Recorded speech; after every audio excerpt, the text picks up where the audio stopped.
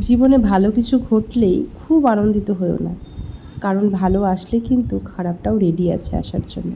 আবার খারাপ আসলেও খুব বেশি দুঃখী হয়েও না, কারণ খারাপ এসেছে বলেই ভালো কিন্তু আবার আসবে। তো ভালো মন্দ মিলিয়ে জীবন। তো আজকে সন্ধেবেলায় চলে গেছিলাম একটু বাজারে। ভীষণই প্রয়োজনীয় 2-3টে জিনিস নেওয়ার ছিল অর্ঘ্যর স্কুলের জন্য, নয়তো আজকে বেরোতাম না। একটু মনটা খারাপ ছিল। অর্ঘ্য বাবার পায়ে একটু ব্যথা লেগেছে, ও বাড়িতেই আছে। ডাক্তার দেখিয়ে গাড়িতে হালকা অ্যাক্সিডেন্ট হয়েছিল। তো বাজারে এসে দেখো আমার মাম্পিদের সাথে দেখা হয়ে যায়, আমার বান্ধবী। তোমরা হয়তো ওকে আমার ফেসবুকে দেখেছো অনেক ছবিতে। তো ওর সাথে আমার দেখা হয়ে যায়, ওরও কিছু জিনিস নেওয়ার ছিল।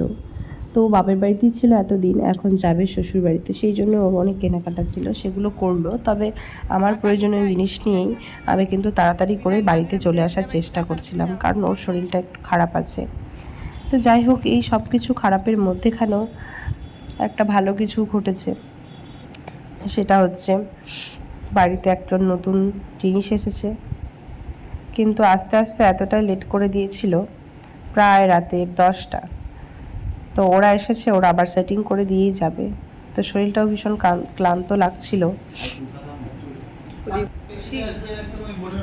যে একটু রেস্ট করবো, কিন্তু এটা না লাগানো অব্দি শোয়া যাবে না, প্রচণ্ড মেশিনের শব্দ।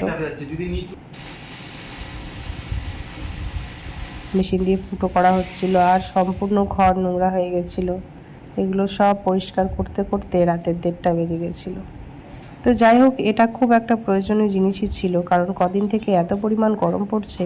অর্ঘ্যর বাবা আগের দিন রাত্রেও ভালো মতো ঘুমোতে পারেনি, তার আগের দিনও ঘুমোতে পারেনি। ঘুমটা ঠিকমতো না হওয়ার জন্যই হয়তো এরকম একটা ঘটনা ঘটেছে, দুর্ঘটনা। তো যাই হোক, ভগবান আর তোমাদের সবার আশীর্বাদেও ভালো আছে, অল্পের উপর দিয়ে গেছে যা হয়েছে। তো এই দেখো, ঘরে কিন্তু মোটামুটি এটা লাগানো হয়ে গেছে, তবে এটার সুইচ সিস্টেমটা উল্টো পাশে ছিল আমাদের, সেখানে আবার সেট করা গেল না, সেই জন্য আবার সুইচ সিস্টেম করতে হবে। তবে রাতে চেক করার জন্য কিন্তু ব্যবস্থা করে লাগানো হয়েছে, সেটা হচ্ছে কালকে এটাকে আবার সুইচ সিস্টেম করা হবে। তো যাই হোক, আজকে দিনটা আমার এভাবেই গেল। আবার নতুন ব্লগ নিয়ে আবার তোমাদের সাথে দেখা হবে। ততক্ষণ সবাই সুস্থ থেকো, ভালো থেকো। আজকের মতো এতটুকুই। টাটা।